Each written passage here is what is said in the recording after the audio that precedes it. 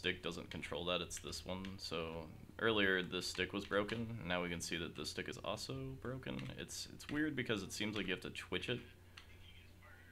There you go. So that's what we're going to be fixing today on this controller. The other controller I think also has a very similar issue, and then we're going to have to go in and we're going to also put paddles on it. So I'm going to switch over to my other camera, and that is where we're going.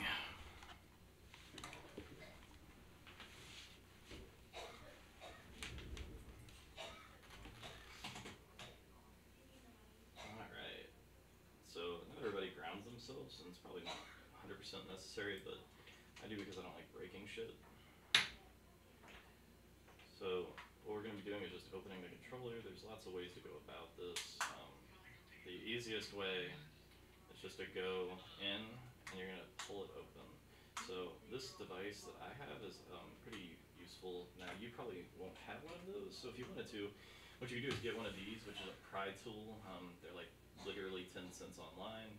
If you look up any iPhone repair, they'll be there, so you just get them off that. If you bought like a digitizer for your iPhone, which obviously if you're here, you probably don't know how to do that either, but we don't know, alright? So we're just going to keep going back and forth, and then that pops off. We're going to go on this side again. One sec, they're saying they can't hear me, I'll come right back. Tethered to the desk, oh god! One sec. I can hear you guys, and they cannot though. One second, let me up my mic by switching it to a different mic.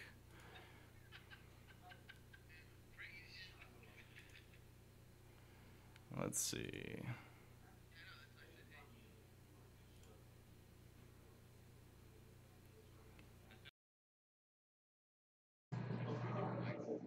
That's because I'm right next to it.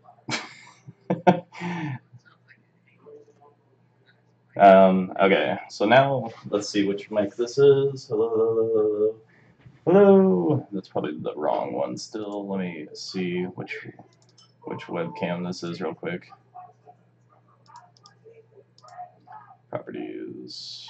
It's webcam 1, so I have like 80 webcams running at the same fucking time. It's gonna be this one probably. That.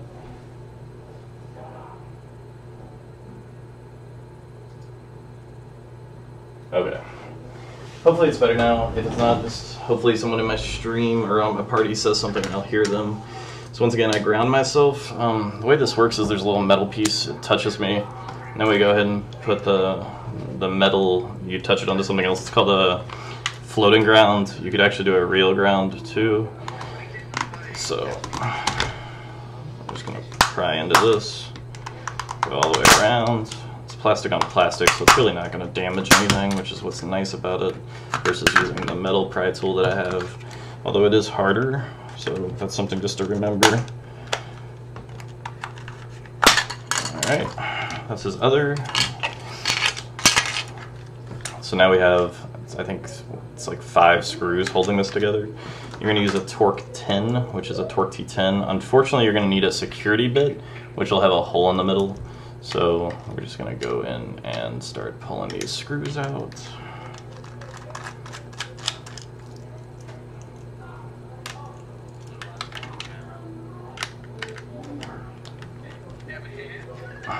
I mean, I'll try to lift the camera up just because right now it's there's not much room for me. Like, I'm kind of too far up for the camera.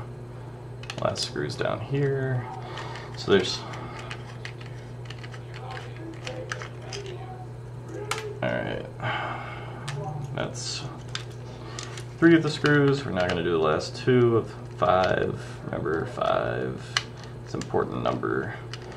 One's underneath the sticker. I actually didn't rip the scroll sticker like that. There's multiple ways to take it off and put it back on without damaging it. I'm not going to talk about those since they could be used for counterfeiting things. But, you know, you could figure it out, be creative. I'm sure if you Google it, you could find it. Something happened, like maybe somebody followed me or something. I can't see my screen while I do this, so I apologize. So you can see this is the back. I'll go ahead and take these screws out.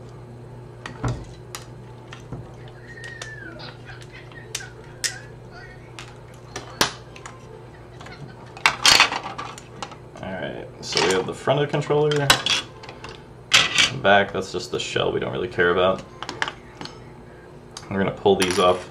I was told that these are bad in the sense that they are just worn down, and also they wanted PlayStation controller joysticks instead of these lovely Xbox controllers, so we're going to remove them, and I've got some other ones that I'll be putting on.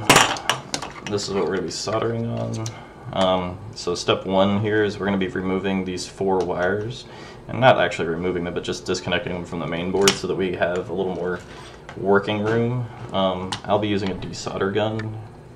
You probably won't have one just because they're expensive. You don't really need one unless you do this a lot. I can show you some other ways to do that in a second. Probably not with these just because they're more delicate. We'll do it on one of the easier ones.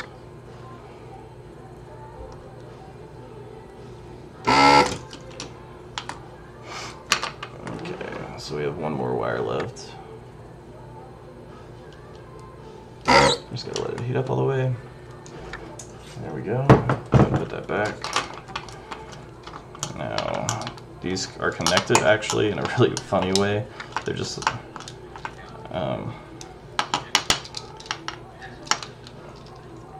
so now these are the side buttons. Oh wait, we actually need to remove these too. So I'm sorry. 8 total wires we're going to be removing.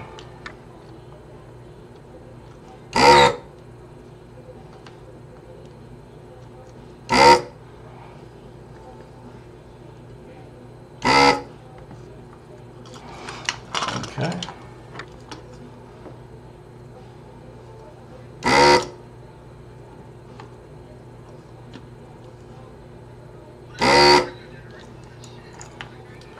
So this tip right here actually heats, and then there's a hole which you won't be able to see too well in the middle, and there's a vacuum. So this is an expensive desolder gun. Most people don't have these. I'm going to put a glove on just because this part's a little hot, so I apologize for that bounce that you just felt. This is my glove. If I just pull this open, like so, you can see the actual solder that I sucked into it, as this is a vacuum. Most desoldering utensils that you all will be using, just because they're cheaper, you know, that's like hundreds of dollars, will be some lovely solder wick. I'll show you how to use that, it's pretty easy. And then you also might have a vacuum plunger sucker, which, let me get one out of my drawer. Looks like this. These work very similar, except for you have to use a soldering iron to actually heat the solder. You then plunger it down, put the plunger on the soldering spot while you still have the soldering iron there, and then push the button, and that sucks all the solder up. You have to be careful with those, they can rip pads off. A pad is these little tiny things right here. So that metal that you see is considered a pad. I'll try to get this closer, but it's going to be hard for you all to see, I think. Let me try to get this camera zoomed in on close. Maybe, who knows. So that's all of that for now. So now all I'm going to be doing is slowly pulling, rocking it back and forth between my thumb and my index finger. And I think there's actually one more screw. Yeah, there's 2 holding it down on the sides. The last controller I did was for Imp, and it was a Xbox or a PlayStation controller, so I apologize for my mistakes there. I believe it's a T6. I'll try real quick with that, and then we'll move to a different screwdriver if it's not. It is a T6. So you're going to need 2 screws removed with a T6 and 5 removed with a T10.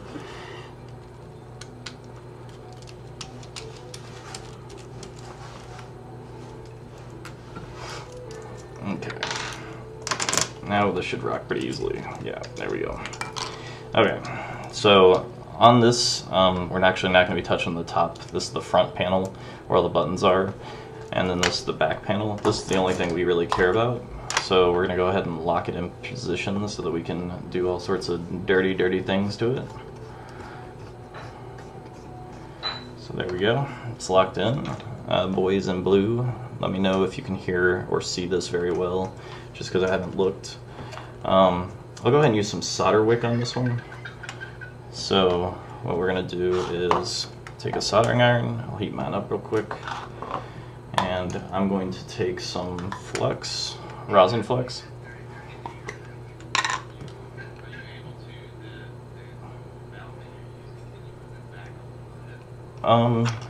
Yeah, I mean, I can try. I don't know if it'll work. Let me see. So the problem is, like, the camera's right there. Let's see. Hopefully that is what you're speaking of. And what I'm actually going to do is just move the whole rig forward, because that's better for me. I don't want my arms reaching too far, because hopefully that's good.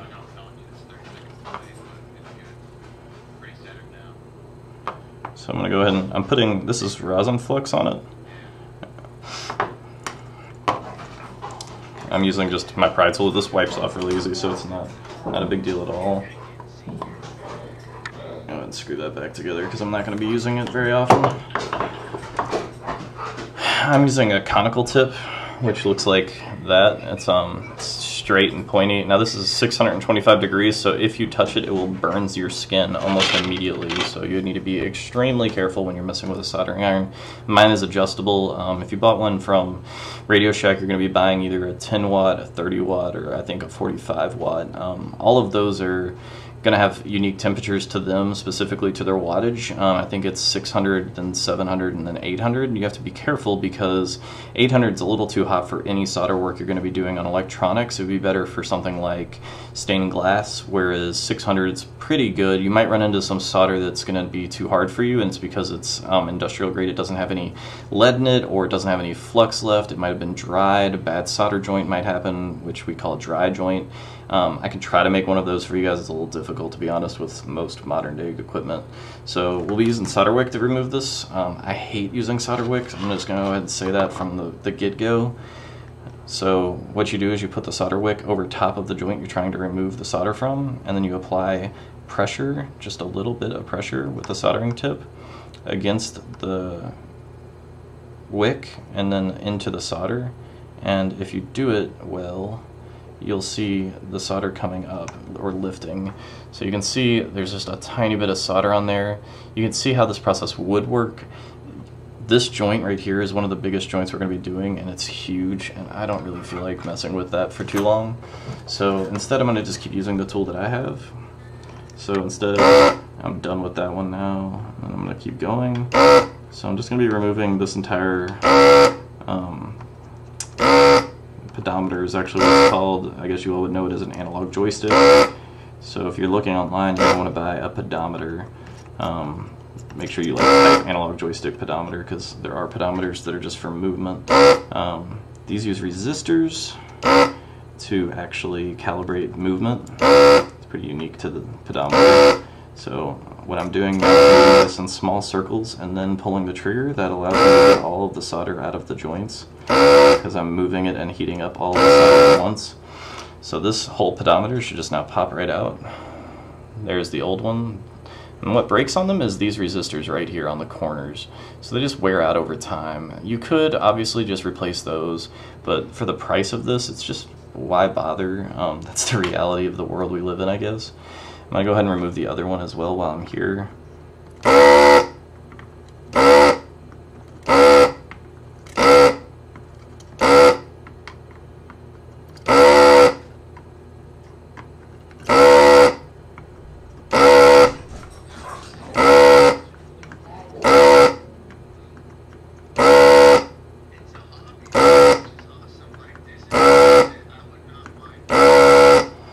So that one should also just pop right out now. There you go.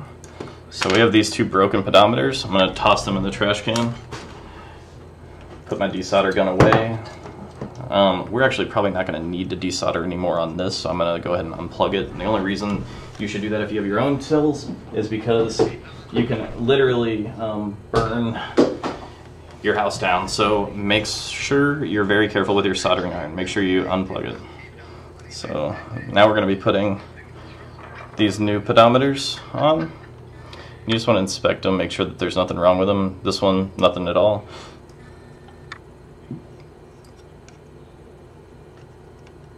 All the ums are because normally these people in my party keep talking and I want to hear them, and then I can't hear myself think. It's hard. So all I did there was turn it upside down, or back right side up actually, so that I could see where the joint is, so that I can push in. And now I'm going to flip back over. And you can see all of the solder spots there. It's okay, guys. I love hearing you all talk. Your voices are amazing. So the solder I'm using is actually extremely good. I can tell you where to buy it. I'll put a link somewhere. So I'm just holding the pedometer onto the motherboard with my fingers on the other side. I'm attaching some solder to the actual solder tip, and now I will be applying solder pretty liberally to this joint. Now the reason this joint isn't that important, to be all honest, is because it's just a holder joint. And by that, I mean that this joint, these large joints, which I'll show you on another pedometer, I suppose, that's not attached. These 4 joints, if you look at them, they actually just run into the body of this joystick, and it goes nowhere. It would be considered a floating ground if you wanted to use it as that, but we're not going to do that. It's not actually a good floating ground. Some people do those for the buttons. You'll end up getting ghost button pushes when you use those, so don't do that. I'll be putting that one on here in a second. So we're going to finish this one up, but as I said, these 4 really are pretty easy joints because they don't matter at all. Make sure you have plenty of solder because you're going to go through it like a butter. So we'll reapply some solder to the tip and then apply some solder liberally to the joint. Redo. Rinse, repeat. Now we're going to be doing these smaller joints. They're a little more difficult and probably almost impossible for you all to see. I'll be applying some solder to the wick, the point of my soldering iron, and then I'll be applying the tip to the joint, and then some more solder to the joint itself. So you need to try to be careful. You don't want to connect your joints. So there we go.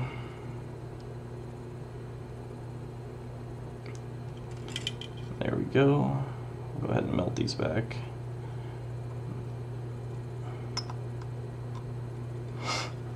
You can see there where it was bridged for just a moment. You don't want that. What I'm doing by pulling the solder wick up like that is removing just a tiny bit of solder, but also it gets the heat to pull the solder directly against the joint itself, so you get a much cleaner looking solder joint. Now it's not actually going to do any better as far as conductivity goes. Obviously there's not magic involved in electricity, so you'll see like this one's rounded, and I really don't like the way rounded joints look. It's just a personal preference, I suppose. So I'll be just finishing all of these real quick. This is the push button, these 4 are. So when you push in the pedometer, that's what that joint is.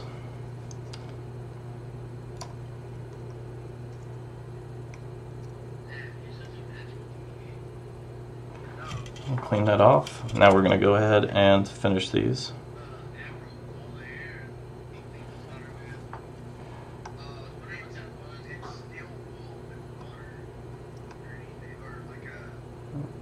Actually, when you have one of these are a little more expensive than just a sponge with water, which is what you could use to clean your soldering iron. The problem when you use water at all is it'll dry or cool a piece of your soldering iron off, and then you're not going to get the solder to stick well, so you have to continuously just wait for your soldering iron to heat back up.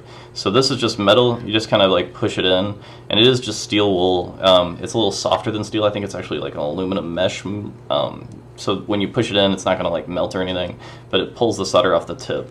Now, what you're also going to want to use is some quick tip cleaner or tip tinner, which you can just dip your soldering iron tip in, and it's like brand new again. And then you just clean it off. Now you have a brand new tip. So I'm going to do these 3. If I didn't already do them, I did. That's how quick I am, I guess. I didn't even notice I did them. Just checking all of the joints. I'm actually going to turn on another light, so let me know, guys, if it's too bright. It might be. It just helps me see, obviously. So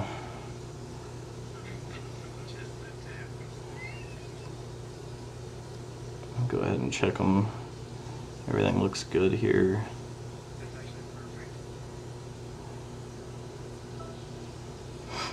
Alright, we're going to do the other joint now. So we're just flipping it over so I can see where I'm putting it, like any good man should do when he's messing with anything. So now we're going to go ahead and flip it back over.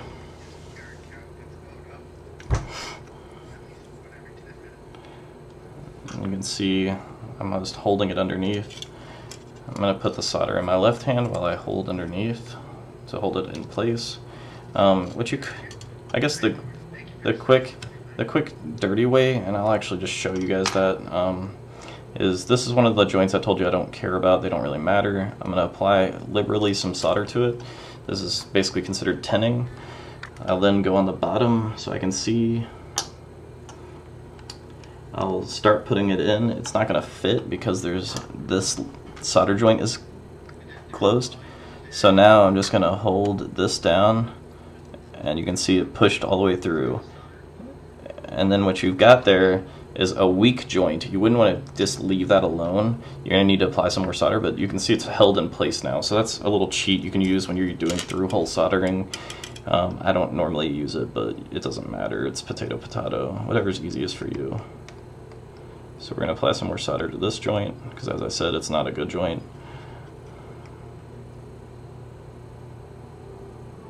I'm just going to keep going.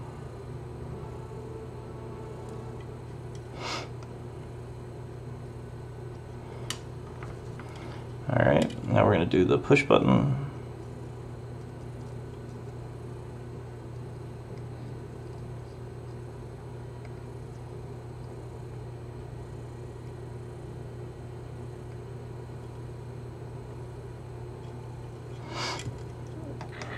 Now the resistors.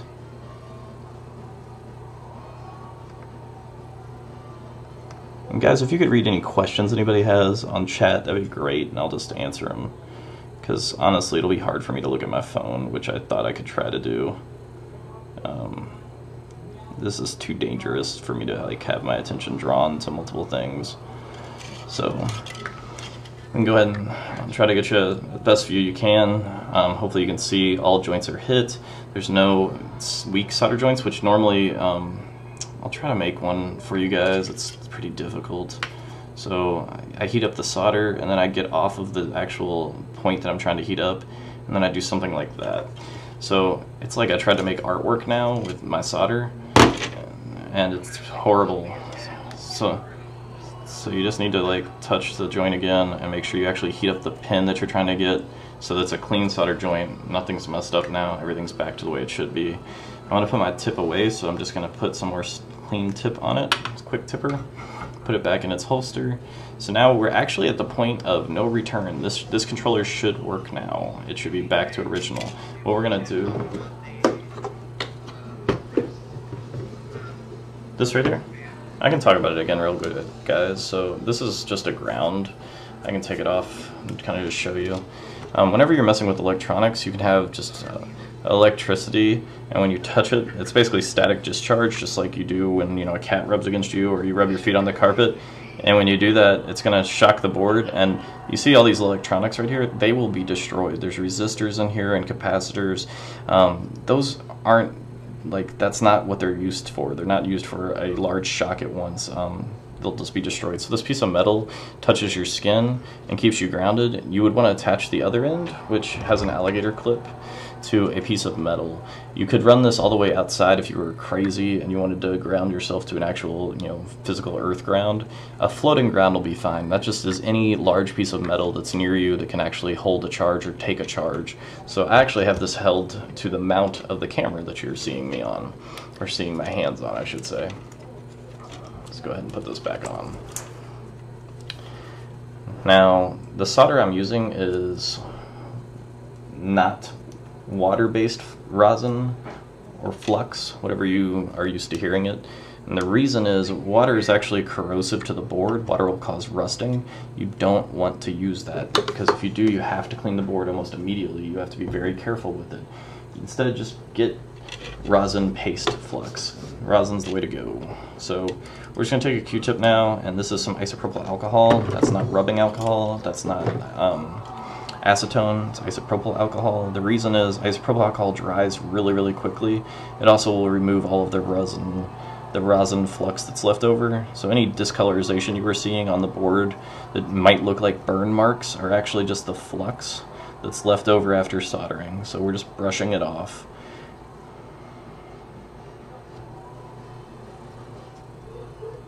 to make the joints as clean as possible. This is purely cosmetic, as that rosin that I'm using, the flux, will actually cause no damage to the board whatsoever. It'd be impossible for it to do anything. So because of that, it doesn't really matter. I didn't need to do that. No one's ever going to see this again, I suppose, but I would know, and I don't like that. So now we're back to this. And everything's good here. We're gonna just grab some. We're just gonna grab 2 nubs. These are just for your thumbsticks. We're gonna go ahead and remove this from the joint. I'm gonna turn my soldering iron off for now. You can see the 2 new sticks are on there. And then we're gonna go ahead and you can see, I mean, it's really not that difficult, but you can see the shape is kind of ovalish. This is longer, this is shorter, and it matches this particularly, so you're just gonna put it in that way. You're just gonna push pretty gently, pretty easily, and it's back in. Now we're gonna do this side. Same concept. It only fits one way. And there we go. We're back to having a board that looks legitimate, right? Now you can see like it gets stuck right if I do that, and the reason is these are moving past the point that they're supposed to move because I don't have it in the controller holder. So as soon as we put it back in here,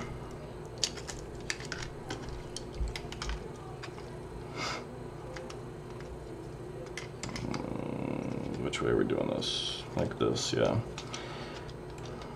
Oh, that's why it's not fitting. I'm a dork. These go on after you put it back in, so make sure you do that in the correct order. Make sure for next time that I try to remember. I probably won't. So this goes in underneath, I believe, so that it fits through and doesn't bend the battery extensions. And then there's these little plastic pieces. You can kind of see that pushes back in, and there's another one on this side. So I'm just pushing both of those back in. They're in, they fit. Making sure I have this gray and black wire and this gray and black wire that I had previously. I do. We're all good. Everything is where it's supposed to be, as you can see. So now we'll go ahead and put these back on. I'll go ahead and actually screw this back together. And that's just so that I don't have to worry about it moving or coming back undone. My screws are all kept on a magnetic mat. It's so that I don't lose them. Okay, that's fine, sweetheart. You can come in. I don't want you to, like, I know you're recording. No, I'm not recording. I'm actually, like, live. There's people watching. Oh. Sorry. Do you want to make out on camera? No, come on, just give me a kiss. Love you, baby. Love you. Yoshi, shut up! Alright, so now we're going to just screw the other one in. And there you go. So now this controller is in place. We're going to flip it back over, do the same thing we did earlier that had no point.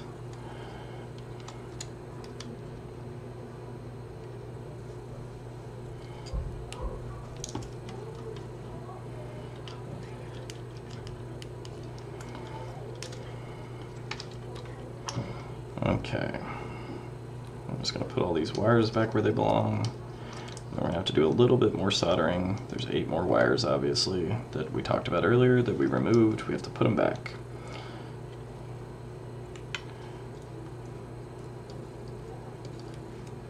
You do have to put them back in the right order or right positions, and I think I have that saved on my phone, so I'm disconnecting myself from my disk for a second.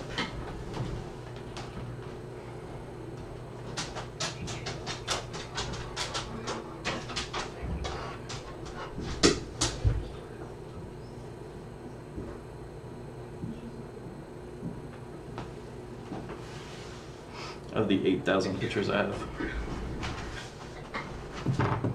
Alright, so we'll go ahead and put this back. As you can see, I actually have taken pictures previously of work I've done, so I know where they go. If you don't do that, you're going to end up messing up stuff. So you can see the black's going to go on top, the red's going to go on bottom, and these gray is going to be gray is on left, or no, on right, I'm sorry, when I put it this way, and black is on left. So red on top, black on bottom, gray on right, black on left for this side. Go ahead and turn my soldering iron back on, and we're going to tin these, which means we're going to pre-solder the pads. And that's because it's not through-hole soldering, it's flat soldering. So it's surface mount, which will be very similar to the buttons we're going to be using in our next project. My soldering iron is at 360. It'll take a little bit. 450 and 557. Alright, so now solder will melt gently like that onto the soldering tip. That means we're good to go. We're going to go ahead and re-tin these tips.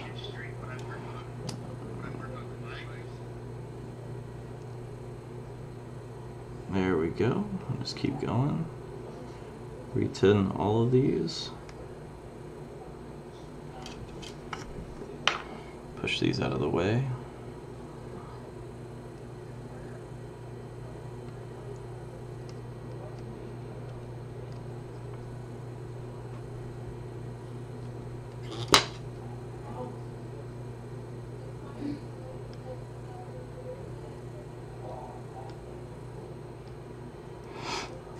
All of them now have solder on them. They're ready to receive the wires. So we're going to put the wires through their little spots. We're going to do black on the left, gray on the right. We're going to do one wire at a time just because they get in the way of each other. So I'll actually just ignore the gray wire for now, but we're going to bend the wire so that it's facing north. We're just going to melt the solder back. Put this wire in it, touch the wire with the soldering iron so it heats up, and then we're good as far as that joint goes. I'm going to just try to get it flat because I like to do things right. Alright, that one's good. Now we're doing this one. Same concept.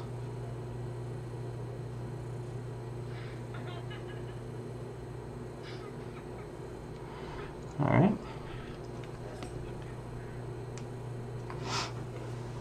Red's going to go on top, black's going to go on bottom.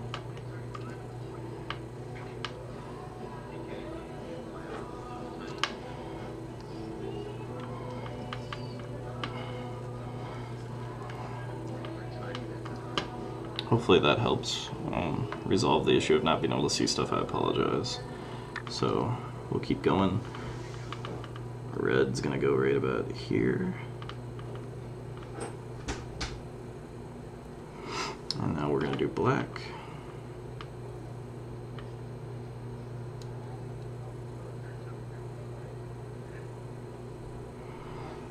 Alright, now we're going to do the other side of the controller. Happens I have a picture. Bye babe, love you too. I'm going to go ahead and pull these with gray and black wires back up. Gray is going to be on the left here. So now we're soldering on this side. I'll try to move the controller a little more over, so hopefully the video stays good. This side's gonna be a little more tricky just because I'm right-handed, so I'm gonna actually be soldering with my left hand, which is always my worst nightmare. So we're just getting this out and over. Now we're gonna touch this to that. Good to go. Now the black wire. Just gonna try to move this gray wire out of the way a little. Black wire, twisting it down, tapping it at the solder joint. Alright, now red, it goes on bottom, black goes on top. So pull this back up. Pull those out of the way because they are in the way. Go ahead and get this wire nice and down, flush with the other solder, and in control, bring the soldering iron in, tap the solder to make it hot, get the wire,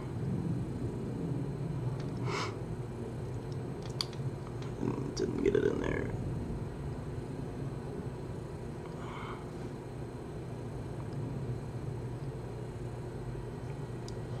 Okay, now we're going to be doing this red one. Now, it's important to realize though that these wires actually heat up pretty hot when you're holding them. So one of the better ways of doing this, if you really want to go crazy, is to grab a pair of kind of like needle nose pliers, but they're going to be angled. I have a pair. I can show you guys what I would do. cleaning the tip of my soldering iron while I do that. I'm gonna bring it back over. So these pliers are pretty good for it. You actually just pinch the wire and hold it, but I was trying to just do it lazy, kind of faster, I guess. We'll pull this back in, get these back in, flip it back over, run these gray and black wires through the rack, push everything down because it needs to go down. So that's all good. Flip to this side. Watch out for these rumblers because they love to fall out. Gray and black, red and black. Actually, I just remembered these are different sizes and we want to make sure that we put them in the right spots. So we're going to just look real quick at this image. Yeah, we're good. So, yeah, right's the heavier one. Alright, everything's good, we can tell. We're going to go ahead and put the back plate on. Well, actually, I think when I put the front plate on, it holds the rumbles in place, so I'm going to flip this over, like so. Push it through. It's all held in place. Now the rumbles don't go anywhere. Yay, I'm going to be way lazier. Slide this piece back on. Now, if you had trigger stops, the way those actually work when you want to install them yourself in kind of the ghetto way is you drilled screws into these triggers right here, and then when you put these side panels back on, it's the wrong side panel for what I'm trying to show, but when you put these side panels back on, or no, what is it? Yeah, that's the right one. So when you put these side panels back on and you try to squeeze this in, it'll actually hit the trigger stop. That's how it works. So I just need the triggers to go in a little so I can push the controller all the way down. And there we go. Trigger's working, bumper's working, everything working. Gonna do my 5 screws real quick. Putting in a Torx P10, so the Torx 6 that I had for the other 2 screws. Now bringing the screws back over. Since I'm done soldering for a while, I'm gonna go ahead and turn that soldering iron off too.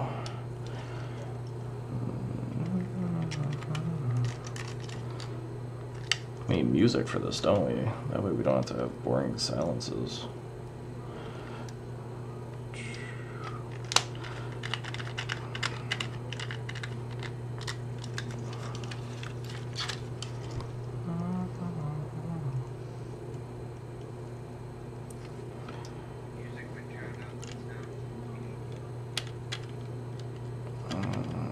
Magnets in way.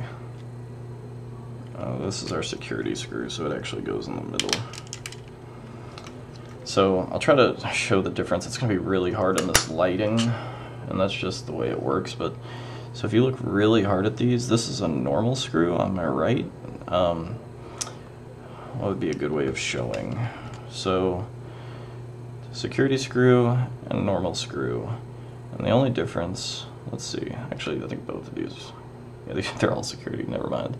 Security screws have this little dot in the middle. I don't know if you can even see it on the camera, but the easiest way, I suppose, is if I push this in here. So like, this one goes all the way in, this one I can't get in at all. The reason is this won't let a normal Torx screw bit in. This one needs a security screw, so you would actually be able to do this screw with a normal Torx screw, and this one you need a security screw bit. Yeah, I can barely see the security one on that, so I don't know if it is one or not.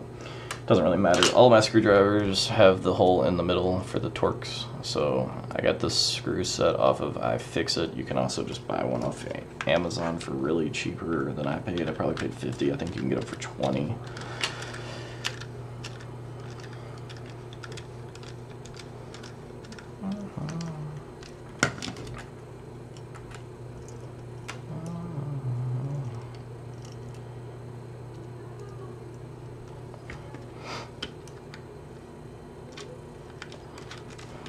Go ahead and put this screw in, and one more screw.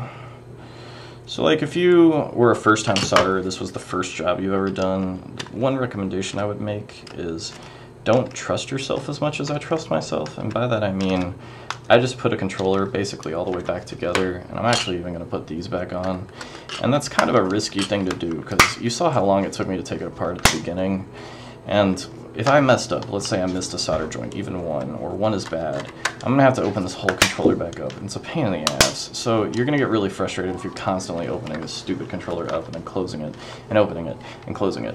So don't do what I do. Don't follow the directions as far as I followed them.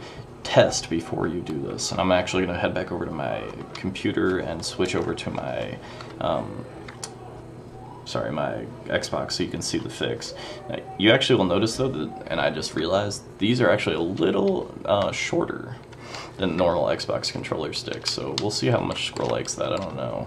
Hopefully he mentions in chat before I finish. I can go in and fix it, but you can see these are actually a little taller than these. So that's just something I guess PlayStation has differently than Xbox. And I'm gonna head on over. I'll switch over in a sec, guys.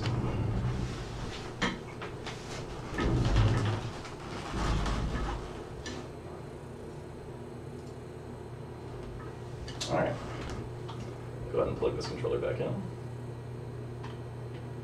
in. Rumble happened, that worked, good there. Go ahead and press B, so we immediately see, boom, no more broken shit over here. I can see this webcam's going a little slow, so hopefully everything's going alright. I don't know what's up with that, but basically it's just, you can see the camera, and or the game, and that's really all that matters. The hands are just so you know I'm not cheating in any way. I think I need to reboot my computer because this webcam's not normally on it. Yeah, this webcam is normally not hooked up to this computer, and when I plugged it in, it actually said, hey, you need to reboot Windows, but I hate rebooting so much that I said, screw that noise, and I didn't do it. So, you know, I probably should have done that. I might go ahead and pause this one after we're done, and then I'll start the stream back up for the next scuff controller that we're going to be doing. And it's actually just a homemade scuff. It's going to have paddles on the back, and then it will be basically the same other than that. It's going to have a reprogrammable chip. So what do we see immediately? We're not moving. That's awesome, right? We're not just looking around or moving on our own, right? We control the movement. We can zoom in, shoot things, play the game like it's meant to be played. So that's all the fixes. It's that simple. These joysticks just wear down after time. That's it. If you guys have any questions, feel free to ask.